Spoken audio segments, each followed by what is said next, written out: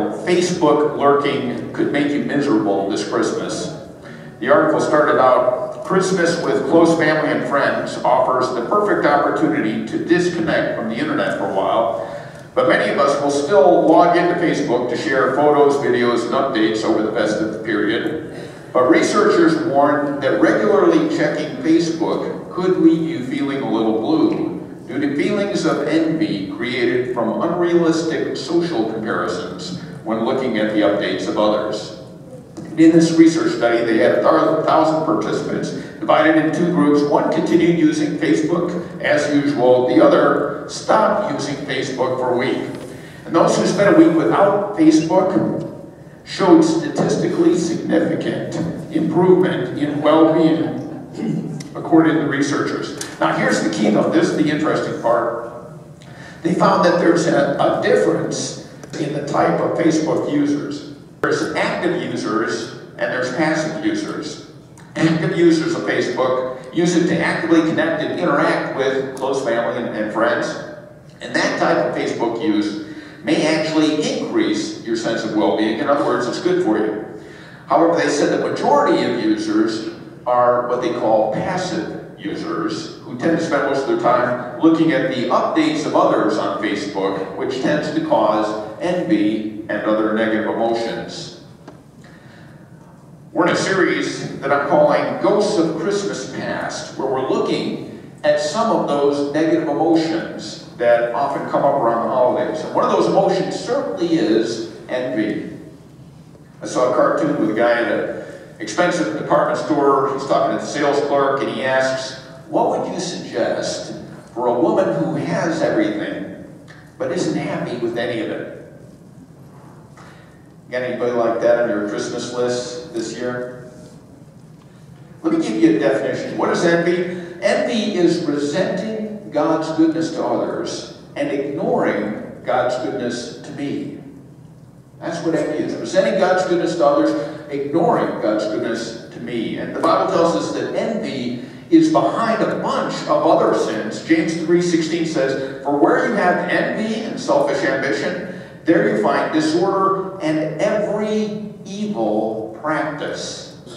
It's saying here, wherever you see envy, just look around a little more, you're going to see every evil practice. And envy takes many forms. Envy of possession says, I wish I had your house or car or possessions. Envy of position says, I wish I had your job or position or title. Envy of privilege says, I wish I had your freedom or opportunities. Envy of people says, I wish I had your looks or your talent or your popularity.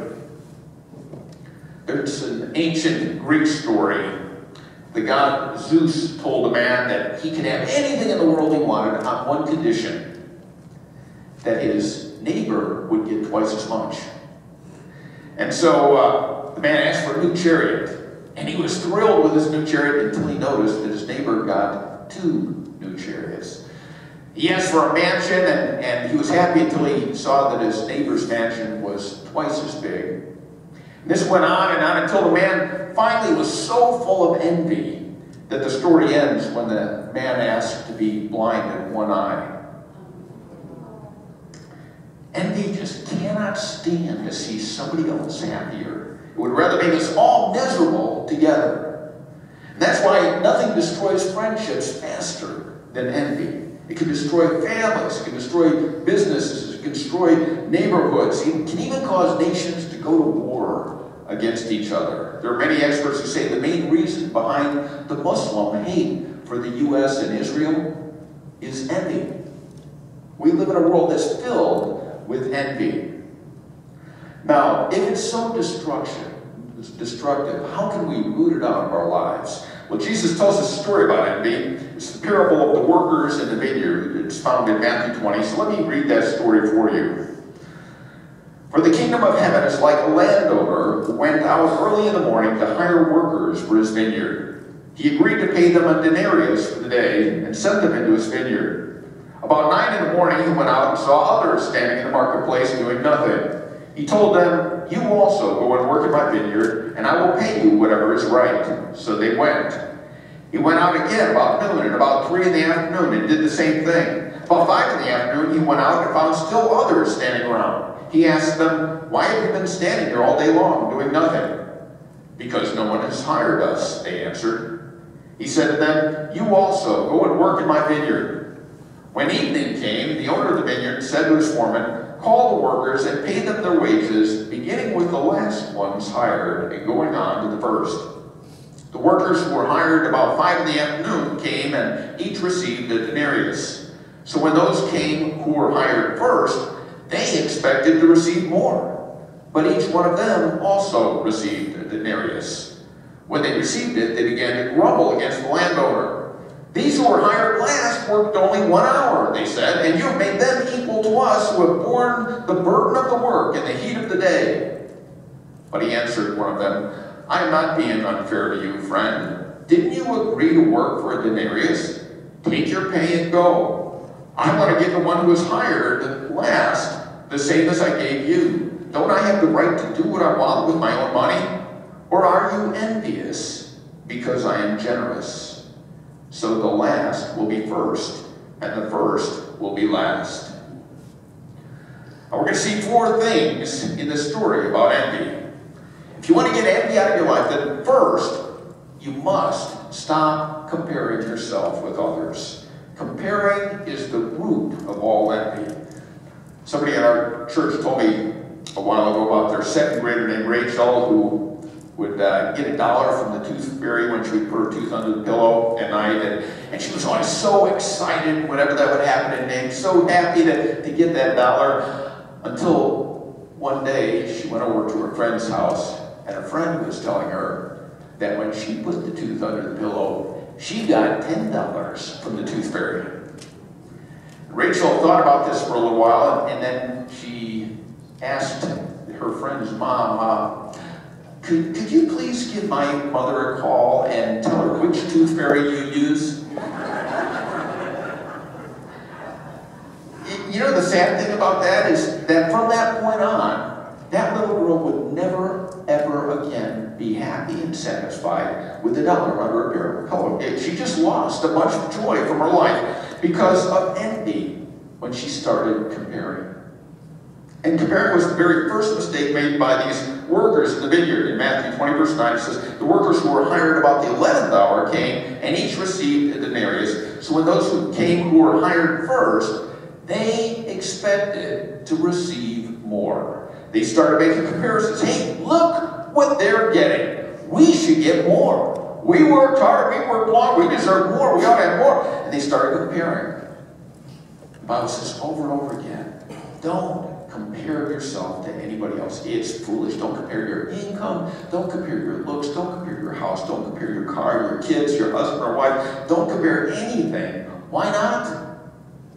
Well, there's 2 basic reasons. First, God created you unique. He made you special. There's nobody like you, and so you can't be compared to anyone else. But second, if you do start comparing, it is always going to lead to one of 2 sins. When you start comparing yourself, like the way you look, the kind of car you have, or how your house is decorated, whatever it might be, you start comparing, one of 2 things happens. Either you think, I'm doing better than them, and you start to be full of pride. Or you say, they're doing better than me, and you start to be full of envy. But either way, pride or envy, you're hurting yourself. You're tearing apart your relationships with others and with God. And so God says, don't compare, because it's always going to lead to either pride or envy. A lot of times, we envy people because we don't know the story behind their success. If you knew their background, if you knew the sacrifices they made to get where they are, if you knew the pain and the hurt, or if you knew what it cost them to get where they are, you might not want it. You don't know the whole story, and that causes you to envy. When I was in high school, there was this guy named Mike who I envied. He was popular. He always hung around with cool kids. He looked down on me because I was introverted, not popular, and I spent all my time either studying or doing sports. Well, my sophomore year, I was on the wrestling team, and I was in the same weight class as Mike. And at the beginning of the season, we wrestled each other to see who was going to be able to start at that weight, and I won. And I was so proud of myself beating this snobby popular kid. I felt great. And I wrestled for the first 3 matches of the season, and I won 2, lost 1, and then I sprained my ankle.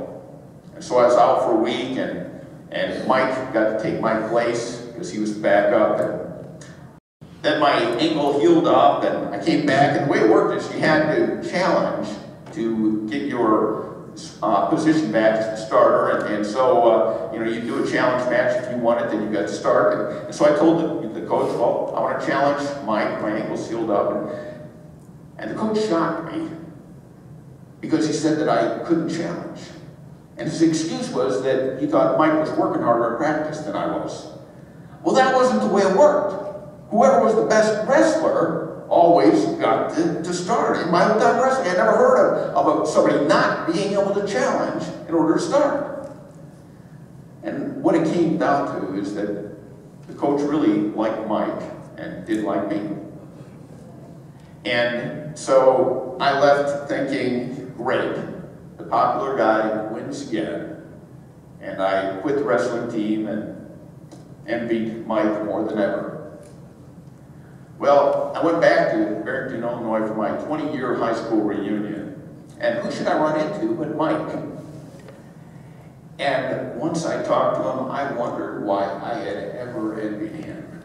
Because he was divorced, working in a dead-end job, obviously not fulfilled by life. And now instead of envying him, I felt sorry for him. His life looked like it was pretty much wasted, at least up to that point. You see, envy is so stupid. Because what appears so great to us, most of the time really isn't.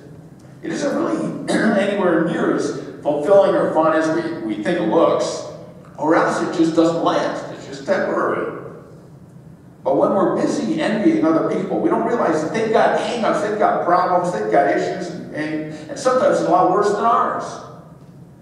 The reality is that every one of us has hidden hurts. Every one of us has a cross to bear that was especially designed for us by God, so that it's just right for you.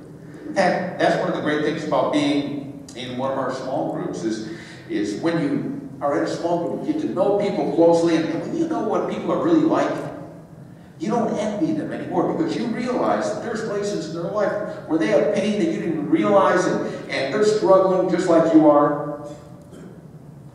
So the first way to root out envy from your life is to stop comparing yourself with others.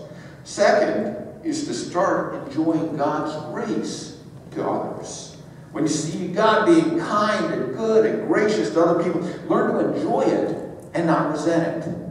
Now, this is really easy when good things happen to your family, right? Or when good things happen to your close friends. Then it's easy to rejoice with them. But when it's somebody at work that you work with, and maybe they get the promotion and you didn't, or maybe you're a single person and somebody else is getting married and you're not, or somebody else has this fantastic house or a new car, or, the perfect kids or a great looking spouse, and you don't, and then it gets very tough to rejoice with it. That doesn't come naturally. You have to learn to rejoice in other people's blessings.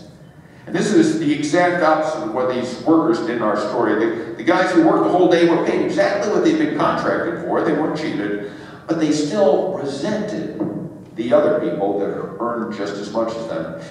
In verse 10 it says, when those came who were hired first, they expected to receive more.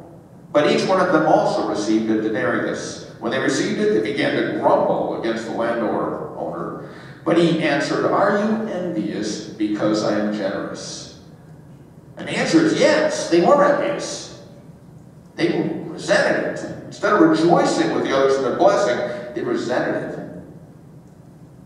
Romans 12:15 says, rejoice with those who rejoice and mourn with those who mourn.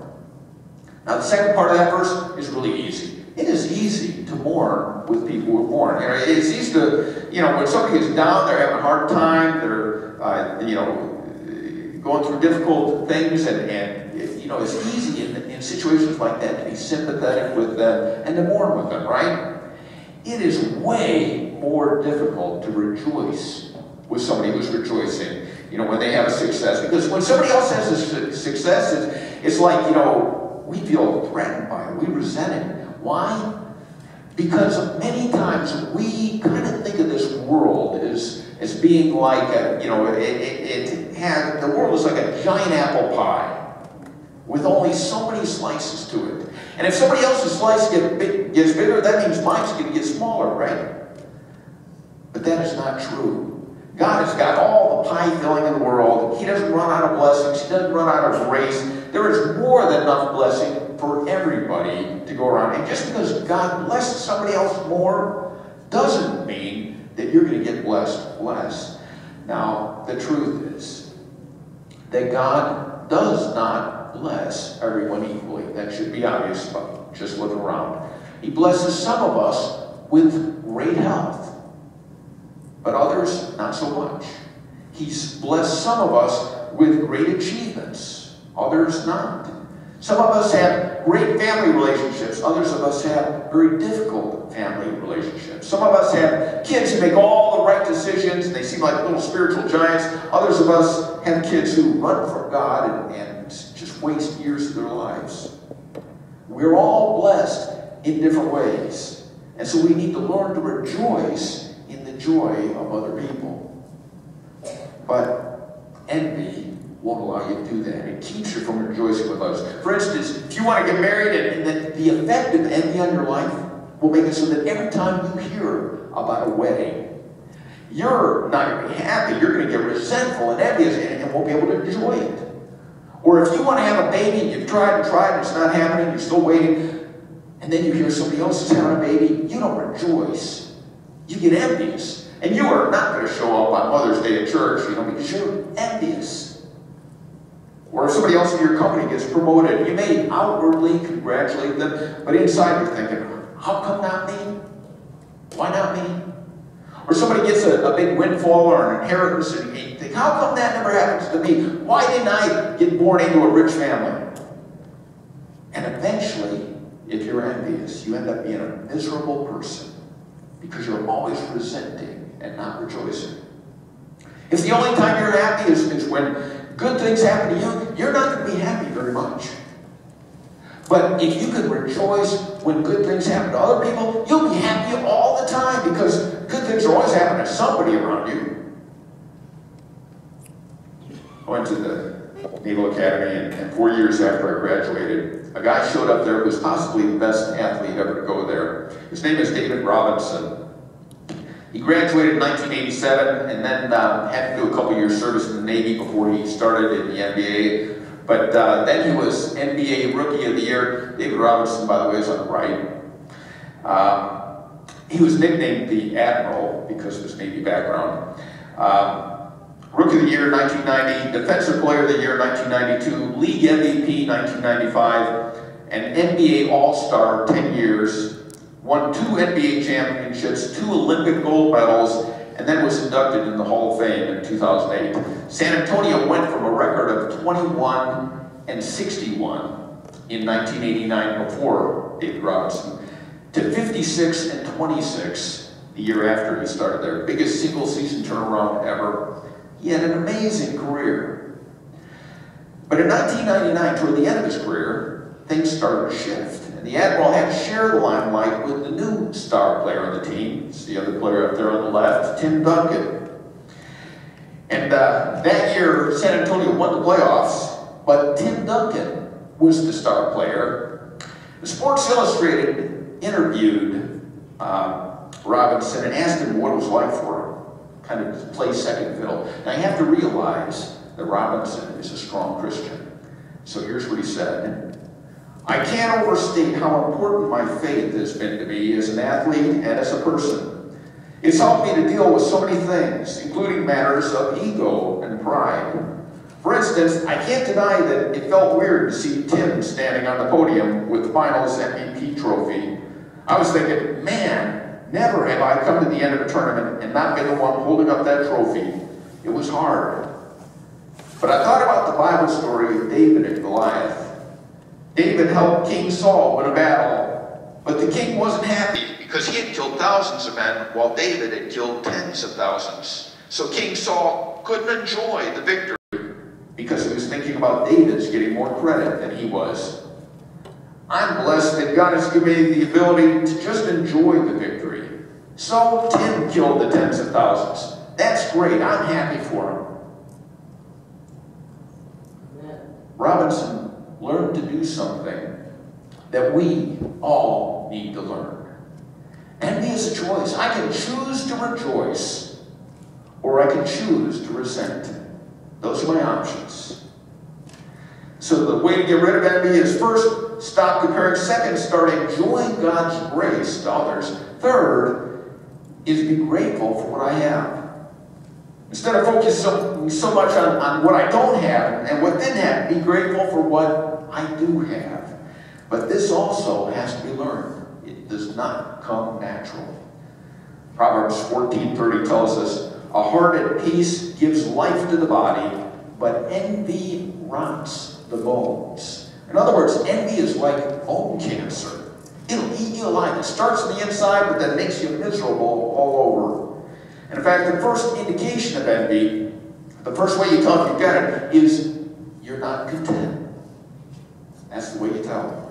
And it sneaks up on you. You may just be walking through Walmart or watching a TV commercial or listening to the radio, and yet advertisers are masters at creating envy in people. If they can make you envious, they can make you buy something. But it's so deceiving because envy and dissatisfaction cannot ever be satisfied. You just can't. Some of you are envious of others because of their income. You envy those who make more than you. According to U.S. News and World Report survey, Americans with household incomes under $25,000 said it would take $54,000 to be completely content. But those who make over $100,000 said it would take an average of $192,000 to be content. In other words, they found out that people typically think they'll be fully satisfied if they have about twice what they do now. But it's a lie.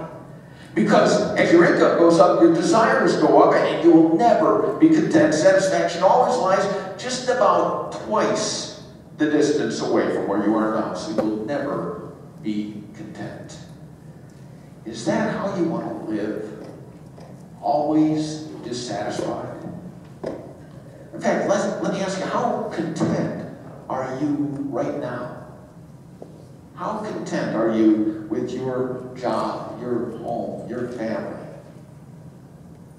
If you say, yeah, I'm thankful for my home, but, or I'm thankful for my health, but, I'm thankful for my job, but, I'm thankful for my children, but, if there is a but attached to your thankfulness, that is a sign that you are not content. And until you get all those buts out of your thinking, you'll always have problems with envy. Dear Abby received a letter a few years back. Dear Abby, happiness is knowing that your parents won't almost kill you if you come home a little late. Happiness is having your own bedroom. Happiness is having parents that trust you. Happiness is getting the telephone call you've been praying for. Happiness is getting good grades and having parents who don't fight. Happiness is knowing that you're as well dressed as anybody. Happiness is something I don't have. Signed, 15 and unhappy. A few days later, dear Abby printed a response to that letter from a 13-year-old girl. Dear Abby, happiness is being able to walk. Happiness is being able to talk. Happiness is being able to see. Happiness is being able to hear.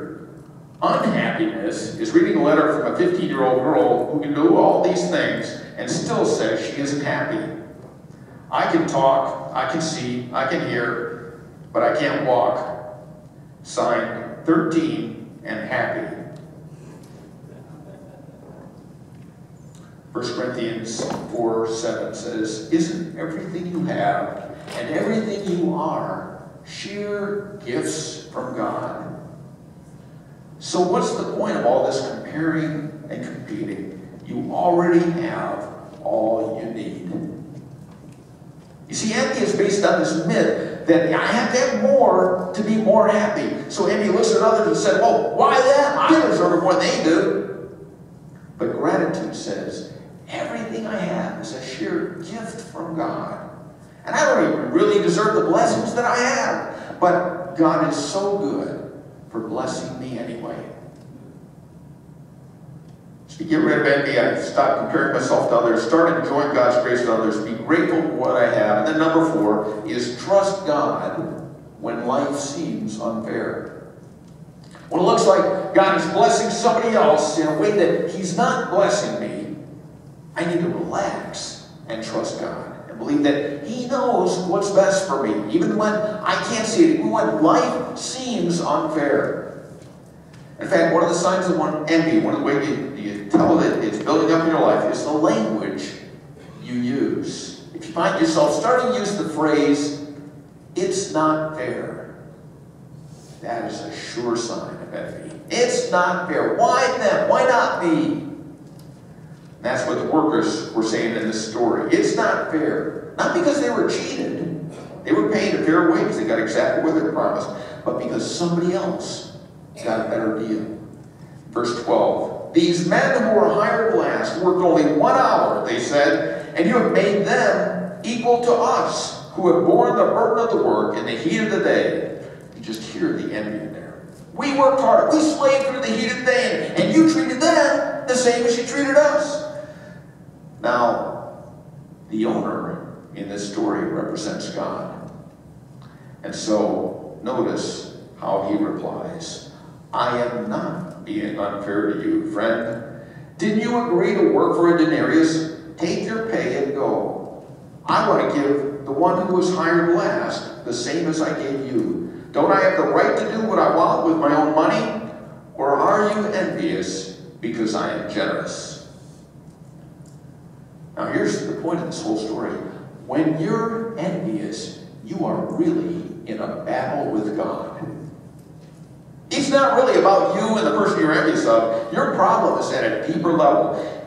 It's with God Himself. Because you are doubting God's goodness in your life. When you resent God's decision to bless somebody else and not you, you're really accusing Him of being unfair to you. By being envious, you're telling Him, God, I don't really think that you have my best interest at heart. God, I think you love somebody else more than you love me. God, you're not being fair. You're playing favors. And you start building your case against God. It's a battle against God.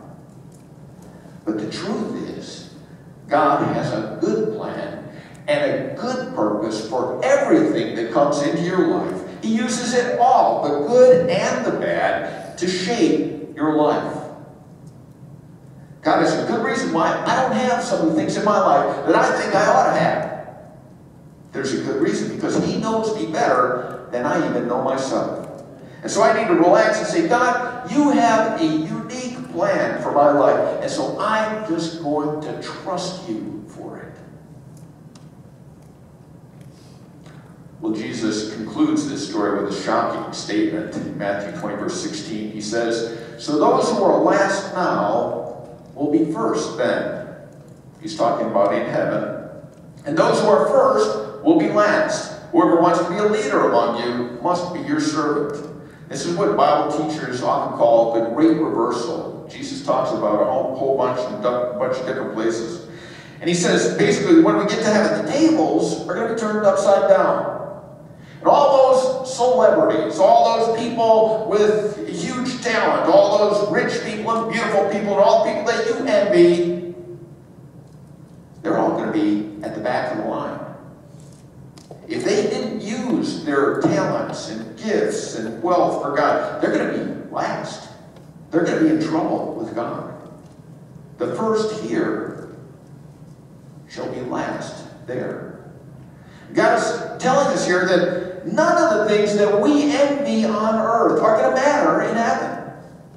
Not wealth, not success, not talent, not beauty, not fame, not accomplishments. None of the things that we envy so much here on this side of eternity are going to matter one bit for billions of years in eternity.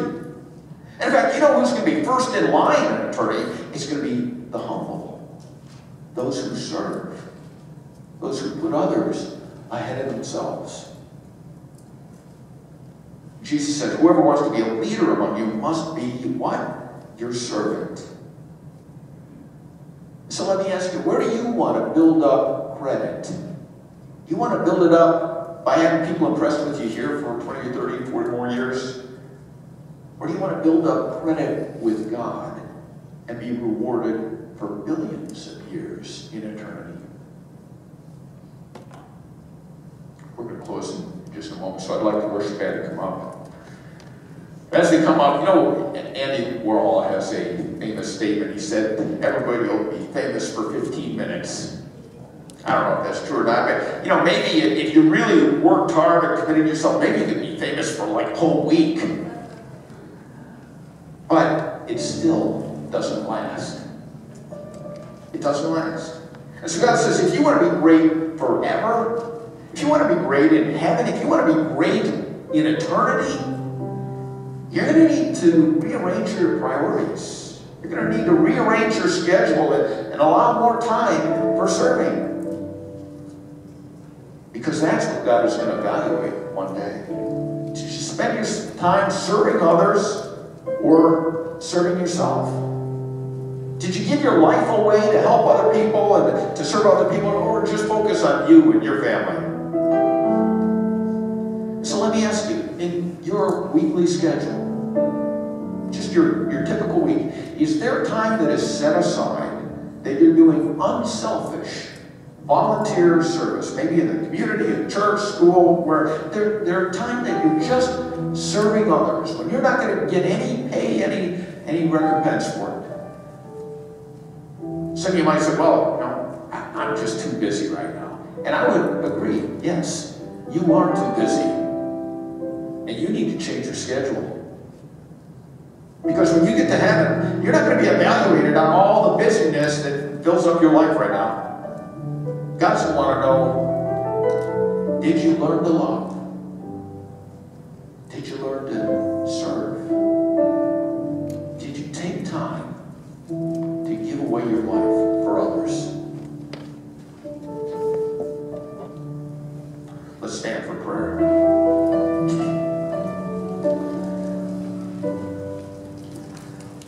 Would you bow with me and just pray along with me? Father, would you help me to root out all the envy from my life, from my relationships?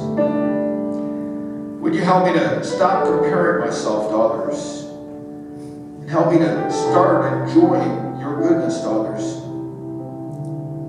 Help me to realize that you don't have a short supply of grace, but there is plenty to go around. Help me to remember that I already have so much more than I deserve. So I ask you to forgive me, Lord, for not being grateful for what I already have. When life seems unfair and it seems like other people are being blessed more, would you teach me to trust you? And remember that you always have my best interest at heart. That you don't love me any less just because I don't have everything I want.